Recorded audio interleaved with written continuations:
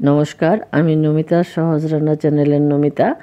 আজকে আমি রান্না করব একদম কচি নরম লাউয়ের ডাঁটা দিয়ে ছোলার ডাল এর বড়া বানিয়ে আর আলু সিদ্ধ করে এগুলিকে ভেঙে চড়ে একদম একটা নিরামিষ সবজি বানাবো। এটা খেতে খুব সুস্বাদু হয় আর এটা একদম সাবেকি রান্না, বেশি তেল মশলাও লাগে না। করলে আপনারা এটা নিরামিষের দিনে খুব ভালো খেতে হয় ভাতের সাথে। এটা রুটি দিয়ে খেতে ভালো হবে না, শুধু ভাতেই ভালো লাগবে। আমরা বাঙালিরা অনেকে খেয়ে থাকি, অনেকে জানেন। তো আমি আজকে নিরামিষের দিনে এই রান্নাটা করছি। আলুগুলোকে আমি কয়েকটা সিটি দিয়ে নেব। তো মিনিট 5 মতো আমি এটাকে, আমার এই প্রেসার কুকারটাতে বেশি সময় লাগে না, একদম কম সময়ে খুব ভালো সিদ্ধ হয়ে যায়। আমি আলুগুলোকে ঠান্ডা করে নিয়েছি আর এবার খোসা ছাড়িয়ে নিচ্ছি। তো আলুগুলো খুব ভালো সিদ্ধ হয়েছে। এখন আমি এগুলিকে খুব ভালোভাবে পরিষ্কার করে নিচ্ছি। এদিকে আমার ছোলার ডালটাকে আমি পেস্ট করে নিয়েছি। আমার আলু ছোলা হয়ে গেছে। এগুলিকে একটু হাতে এভাবে আমি ভেঙে দেব। পুরো একদম ভেঙে ফেলবো না, একটু একটু টুকরো টুকরো থাকলে তাহলে খেতে সবজিটা ভালো হবে। তো বেশি বড় বড় টুকরো থাকবে না, আর একদম পুরোটাকে ভেঙেও দেব না, ভর্তা বানিয়ে ফেলবো না, সোজা কথা। তো এটাকে আমি ভেঙে ভেঙে নিচ্ছি।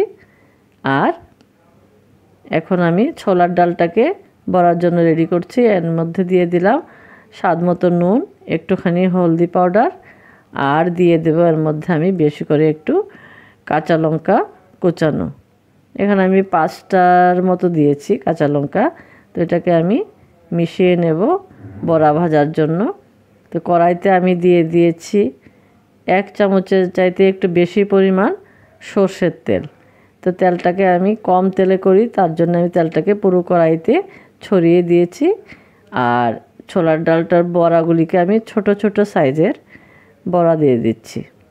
ছোট সাইজের বড়া করলে খেতে ভালো হয়, বেশি বড় সাইজের বড়া বানালে খেতে ভালো হয় না। বড়া সবসময় ছোট করলে ভালো হয়। তো আমি একে একে বড়াগুলিকে দিয়ে দিচ্ছি। তো আমার রান্না যদি পছন্দ করেন, আমার রান্না দেখতে ভালো লাগে, তাহলে আমার চ্যানেলটাকে সাবস্ক্রাইব করে দেবেন। আর আজকের রান্নাটা যদি ভালো লাগে তাহলে লাইক, কমেন্টস আর শেয়ার করে দেবেন। তো বড়াগুলিকে আমি এক সাইড হয়ে গেছে, আমি আরেক সাইডে আমি উল্টে দিচ্ছি। এগুলিকে আমি একটু লাল লাল করে ভেজে নেব। আমার বড়া ভাজা হয়ে গেছে মোটামুটি। তো লাল লাল করে ভাজা হয়ে গেছে বড়াগুলিকে, এখন আমি তুলে নিচ্ছি। আমি ওই কড়াইতেই এবার 1 চামচ মতো আবার তেল দিয়ে দিয়েছি। আর এর মধ্যে দিয়ে দেব আমি লাউয়ের ডাঁটাগুলো। এগুলিকে আমি আগে একটু সাঁতলে নেব। এর মধ্যে আমি দিয়ে দেব স্বাদ মতো একটু নুন, আর দিয়ে দেব একটু হলদি পাউডার। এর মধ্যে আমি শুধু নুন আর হলুদ দিয়ে এটাকে একটু কম সময়ের জন্য একটু ভেজে নেব। এটা লাউয়ের ডাঁটা যদি বেশি সিদ্ধ হয়ে যায় তখন আবার একটু খেতে টক টক হয়ে যায়। তো এরকম যাতে না হয় আমি অল্প সময়ের জন্য এটাকে ভেজে নিচ্ছি। আর 2 মিনিট 3 মিনিটের মতো আমি একটু ঢেকে দিচ্ছি একটু সময়ের জন্য। ঢাকাটা তুলে দেখছি মোটামুটি হালকা একটু ভাজা ভাজা হয়েছে। এখন আমি এর মধ্যে দিয়ে দেব আমার ভেঙে রাখা সিদ্ধ আলুগুলোকে। তো সিদ্ধ আলুগুলো এর মধ্যে দিয়ে আমি আবার এগুলোকে ভাজবো। এর মধ্যে আমি আবার আগে দিয়েছি আমি ডাঁটাগুলির জন্য, লাউ ডাঁটার জন্য নুন হলুদ দিয়েছিলাম। এখন আমি আবার আলুর আন্দাজে আবার একটু সামান্য পরিমাণ নুন আর সামান্য হলদি পাউডার দিয়ে দিচ্ছি। এখন আমি এগুলিকে আর ঢাকবো না, এভাবে খোলা রেখে রেখে ভাজবো। মোটামুটি ভাজা হয়ে গেছে আমার। এটাকে আমি তুলে নেব একটা পাত্রের মধ্যে। এটা আমার ভাজা হয়ে গেছে। আর এদিকে আমি একটা বাটিতে অনেকগুলি কাঁচা লঙ্কা ভেঙে নিচ্ছি। আমি হাত দিয়ে ভেঙে দিই, কারণ এটার বীজটা আর খেতে হয় না। মাঝখান দিয়ে কেটে দিলে লঙ্কার বীজটা খাওয়া হয়ে যায়, তো এই কারণে আমি মাঝখান দিয়ে ভেঙে দিই। দিয়ে দিয়েছি হাফ চামচ জিরে পাউডার, 1 চামচ ধনে পাউডার, আর দেবার মধ্যে আমি 1 চামচ পরিমাণ লাল লঙ্কা পাউডার। আর এর মধ্যে আমি একটু জল দিয়ে এটাকে গুলে নেব। আর ডুগা আর আলুগুলি ভাজা তুলে নেওয়ার পর ওই কড়াইতে আমি দিয়ে দিলাম একটা তেজপাতা, আর দিয়ে দিলাম 2টো শুকনো লঙ্কা ফোড়নের জন্য। এর মধ্যে দিয়ে দেব আমি হাফ চামচ গোটা জিরে। এটা একটু ভাজা হয়ে গেলে এখন আমি দিয়ে দেব সামান্য পরিমাণ মেথি। এটার মধ্যে দিলাম আমি শুকনো লঙ্কা, তেজপাতা, জিরা আর মেথি, আর আগে থেকে জলে গুলে রাখা মশলাটা দিয়ে দিলাম। এখন আমি এটাকে একটু কষিয়ে নেব। জলটা টানলে এখন আমি দিয়ে দেব আমার ভেজে রাখা আলু আর লাউয়ের ডাঁটাগুলি।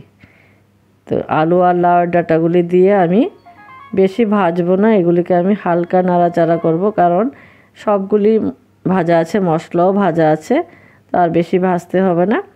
এখন আমি দিয়ে দেব ঝোলের জন্য জল। আমি এই ছোট গ্লাসটাতে 2 গ্লাস জল দিয়েছি, কারণ এটা রান্নাটা হতে বেশি সময় লাগবে না, লাউয়ের ডাঁটা বেশি সিদ্ধ করা যায় না। আর আমার আলু তো সিদ্ধই আছে। মাঝখানে একটু আমি আমার গ্রাইন্ডারের বাটিটা ধুয়ে জল দিয়ে দিলাম, দিয়ে এখন একটু ঢেকে দিয়েছি। ঢাকা তুলে জলটা ফুটে ওঠার পরে আমি ভেজে রাখা ছোলার ডালের বড়াগুলি দিয়ে দিলাম। এখন আমি এটাকে মিশিয়ে আবার একটু সময়ের জন্য ঢেকে দিয়েছিলাম। তো এখন আমার সবজিটা আর একটু রান্না হবে, এর জন্য আমি আবার একটু ঢেকে দেব। এবার আমার রান্নাটা হয়ে গেছে মোটামুটি। গ্যাসটা আমি বন্ধ করে দিয়েছি। আমি সবজিটা নামিয়ে নেব। আমার রান্নাটা দেখার জন্য সকলকে অনেক অনেক ধন্যবাদ। আপনারা ভালো থাকবেন, সুস্থ থাকবেন, এভাবে স্বাস্থ্যসম্মত খাবার খাবেন। বেশি তেল মশলা খাওয়া ভালো না, তার জন্যে আমি একটু তেল মশলা কম দিয়েই রান্না করি। আমার পাশে থাকবেন, আমাকে সাপোর্ট করবেন। আমার রান্নাগুলি দেখার জন্যে অনেক অনেক ধন্যবাদ। সবাই ভালো থাকবেন, সুস্থ থাকবেন।